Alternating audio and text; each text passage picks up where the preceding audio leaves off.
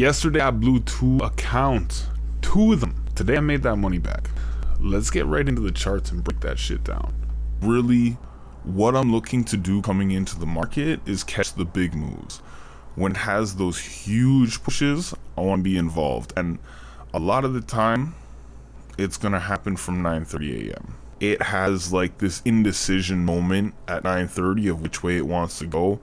And if it does not have a clear push, I either am not going to get in or I'm going to try to get in prior to that on the trend line break, on the support or resistance rejection, and then just ride it down. And then as it passes certain areas, then again, like same strategy, we just move our stop loss to either, if it's a resistance that it broke, we move it underneath that resistance, gonna become support.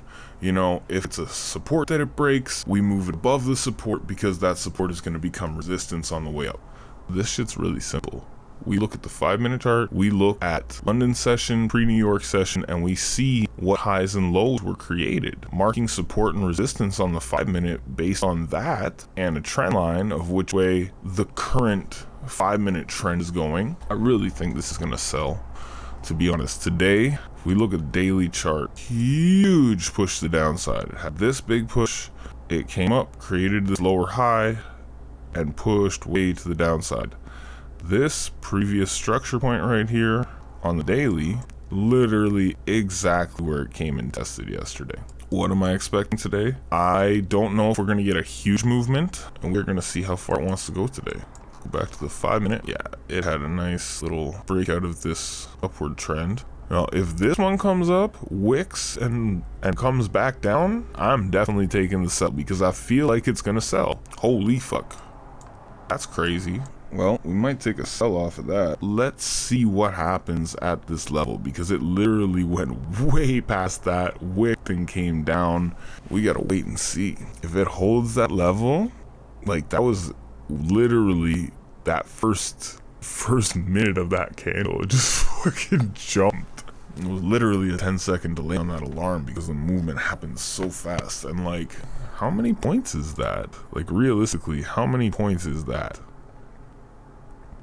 400 points in a second. Yeah, US 30 is crazy sometimes.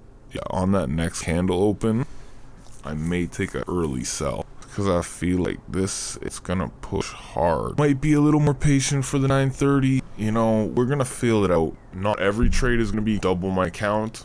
Some trades I might only make 3% to 5%, and that's okay. Some trades I'm gonna lose. That's okay too. At the end of the day, we're looking for that big move that we can hold. Those are the moves. Even if you catch one of those every week, imagine if you 5x your account's gonna exponentially grow. I'm not ready to get in this yet. I'm gonna wait until this candle closes. But now that we have this huge rejection, we expect a move to the downside. Could it come up and test this zone? It could definitely come up and test this zone. This could completely flip from here and go boom, and then wick down, try to go up again, and then fall. That makes sense, you know? It could do this, it could just fall. So we literally are just watching to see what price does. I want it to be on its way down, and it's too early to tell right now. We're just gonna wait and be a little more cautious.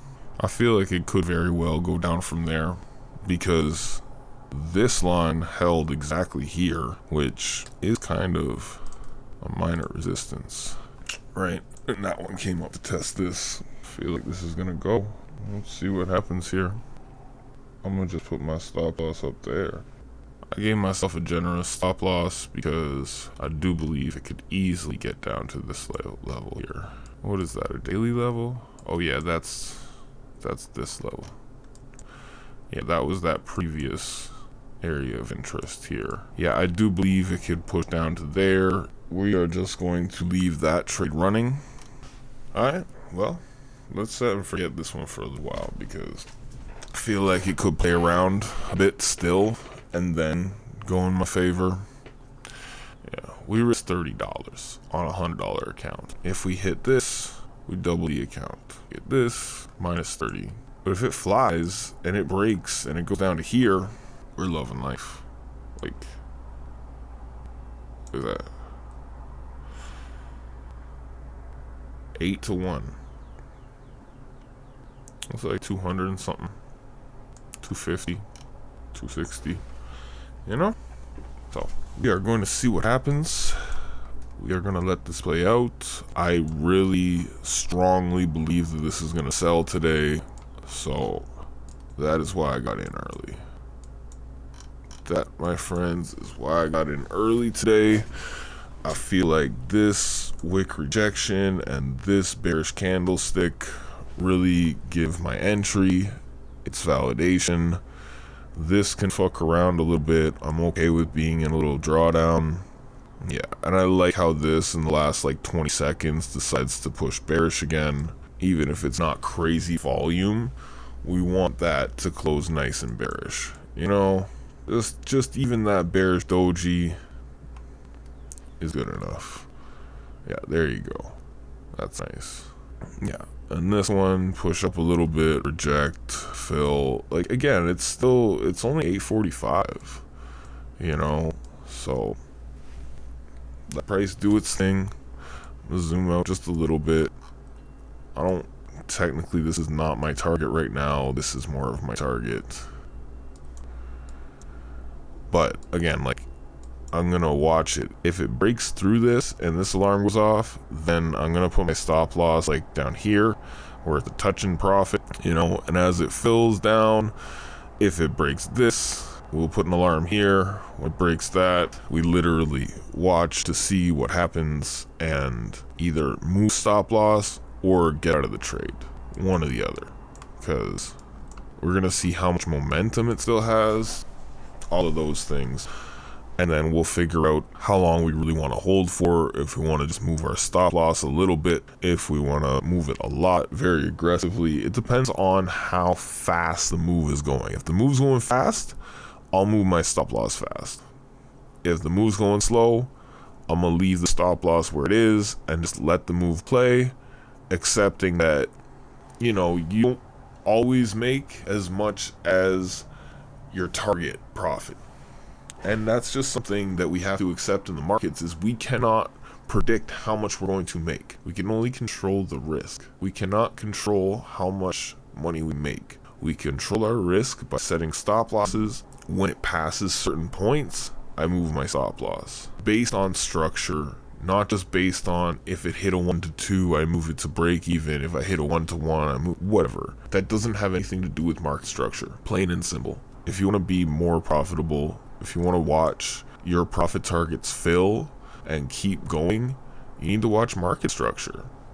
You know, if the market structure keeps creating new points on its way down or up, depending if you're buying or selling, you move your stop loss underneath where it creates the market structure, or on top of where it creates the market structure, depending on which way your trade is going, right? If you're selling, you want to move it on top of market structure, like on top of the wicks even. So even if it wicks up, it's not going to take you out. But if it completely reverses and breaks those previous wicks, then the trade is reversing. You're going to be wrong on the trade at that point. When it shifts structure, the shift is going to just continue the other way, especially in these volatile markets. So it's like, yeah, we get in on these big pushes. When the big push happens, we ride that wave until the wave stops. It carries us to shore, or maybe it throws us off before shore. That's okay too.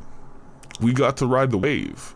However much wave you get to ride, you ride that shit, man. You ride that shit. Yeah, price action doing what it's doing. That's fine.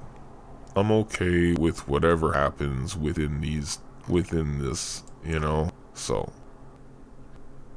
yeah, that would be a nice one, just to break through at 9 o'clock. Yeah, we'll see what happens. I feel like it could definitely do that. It's like, wow, at 15 minutes crazy. That's what it looks like on the 15A with that huge wick. Yeah. Huge wick and then a bearish push. Okay, so the trade didn't move crazy fast. It didn't. It was like 3.5 hours I was in this trade. But look at what happened. Like, really, if we jump on the 5-minute chart right now, you can see the circle is where I got out of the trade. Okay, that circle is where I got out of the trade. I seen this candle and then this, and I was like, you know what, I noticed it was literally double the account. I got out there. I probably could have taken another $20 on this move, but it reversed from that area and then came, I mean, it came almost back up to entry. It came back up to this zone here and tested it. But we got out at that perfect time where I knew that that was a heavy area that could react from. I was happy being double the account today. After blowing 2 accounts yesterday, it felt good just to close it and be at like $100 profit in a $100 account. It felt good. So it wasn't a crazy day, but we made good percentage on that money, right? And that's the real important thing. If I can double that account again tomorrow or next week, real simple. You know the strategy. You've heard me talk about it. You can check that.